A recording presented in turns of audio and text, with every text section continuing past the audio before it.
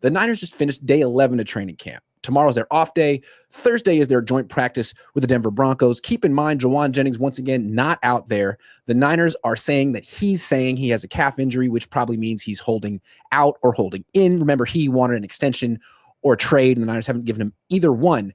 So this little standoff probably explains some of the things that happened on the field today. The good. Cornerback or nickelback Upton Stout. He beat Ricky Pearsall both times they faced each other in the one-on-one red zone drills. On the first rep, Pearsall tried to make a violent 90-degree cut on the back boundary of the end zone and fell. Couldn't. He was trying. Stout is physical, and he's going to get his hands on you within the rules, and Pearsall was trying to shake him and fell. Second rep, Pearsall thought, this guy's 5'8". I'm 6'1". I'm going to go over the top, fade back corner of the end zone. Mistimed his jump, fell again, and Stout won both reps, which is interesting. I mean, Stout lost a rep to Pearsall yesterday in one-on-ones, not in the red zone. Pearsall beat him for a deep touchdown. Stout is improving every day. He is clearly the best rookie on the team, and his best play came during 11-on-11s when Purdy threw a deep pass to McCaffrey, who had a step on Fred Warner, who seemed to bite on a play-action fake. Looked like it was going to be an easy, deep touchdown to McCaffrey, but Upton Stout came out of freaking nowhere and batted the pass away at the last minute. It seemed like he was covering someone else, saw the pass go up, left his man, and made the play. I mean, I've never seen someone do that.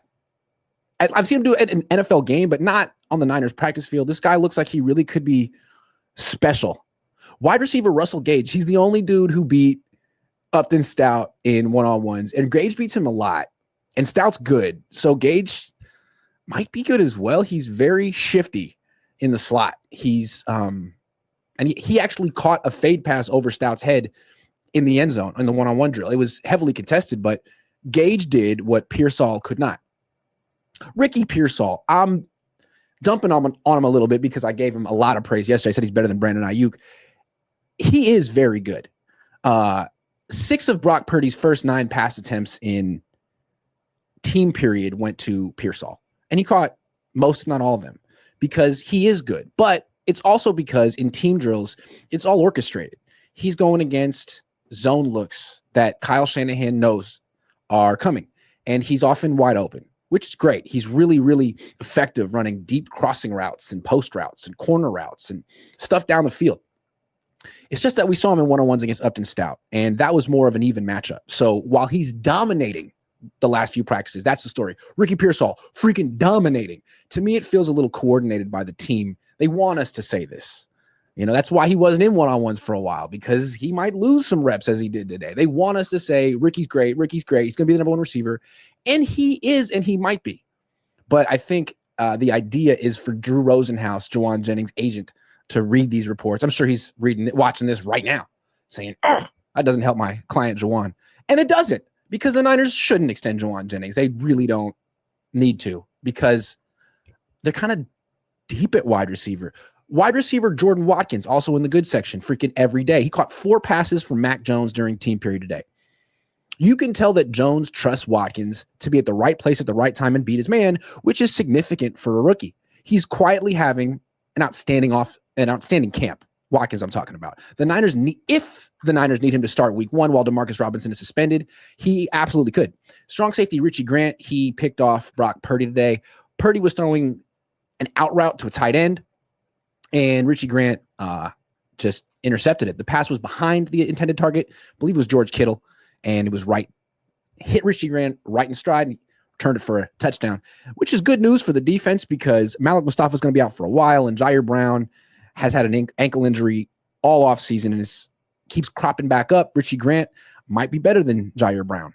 Linebacker D. Winters, he got matched up one-on-one on Christian McCaffrey. McCaffrey ran deep. This is a terrifying matchup for most linebackers, and a matchup that most defensive coordinators wouldn't even put their linebackers in. That's why so many teams play so much zone coverage against the Niners, because they're afraid of Christian.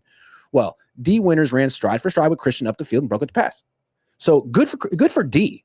D's really good in coverage, and he's really fast. But I still feel like this is a play or a matchup that Christian McCaffrey would have eaten for breakfast 2 years ago when he was the offensive player of the year. Now, He lost. So it'll be interesting to see if teams are less afraid to play man-to-man coverage against the Niners offense this year than they were in the past when they felt like, man, we just don't have a linebacker who can cover Christian McCaffrey man-to-man at all. And if we try to put a linebacker on him, it could be 6 down the field. They tried that twice in practice today, and it was 0. Cornerback Diamador Lenore. He broke up a pass from Purdy that was intended for George Kittle near the sideline. Good to see Lenore back on the field after missing 3 practices with hip irritation. He looks healthy now, and the defense is so much better with him than without him. They can't afford not to have him. Cornerback Jacob Robinson. I love this kid. He breaks up at least one pass every day. Today, he broke up a pass in one-on-ones that was intended for Big Bob Chosen in the back corner of the end zone, and then he broke up another pass during 11-on-11s. This one was intended for Braden Willis. Zone coverage. Jacob Robinson read Mac Jones' eyes, broke early on the pass, made a great play. He was the only person that broke up a Mac Jones pass today. More on Mac Jones in a minute. Unfortunately for Jacob Robinson, he tipped the ball right to Demarcus Robinson, who was in the right place at the right time. He caught it, ran for a touchdown. It was like that play that Franco Harris made before I was born. It's kind of incredible. But, hey, good for both Robinsons. Both Robinsons get in the good section. I'm highlighting Jacob because that's my guy. He's the undrafted free agent that I like the most. I think he's really good. I think he should make the team. Quarterback Mac Jones, I mentioned him earlier, completed 14 to 15 pass attempts, which is a typical day for him this offseason. He's a freaking machine in the system. After practice, I asked Luke Farrell. They made him available at the podium. I asked him, like, hey, man, you played with Mac in Jacksonville. Is this what it looked like in camp in Jacksonville, or is he really improved and taken to the system? He's like, he's really improved and taken to this system. He's good in this system. He's really taken another step. I'm telling you, Mac Jones is one of the stories of camp. He's having incredible days quietly. And I'm not saying he's better than Brock, but he's a really good backup quarterback to have because he's not a backup quarterback. He's a starter. Defensive end, Mykel Williams. When he rushes from the interior, he's good because he's shifty and he uses his hands well. Guards don't know if he's going to go to the left or the right or right through them, which is what makes him so effective as a defensive tackle on third down. When he rushes from the edge, he's not good yet because he rushes directly into the offensive tackle's chest and tries to bull rush them. This is where he needs to improve.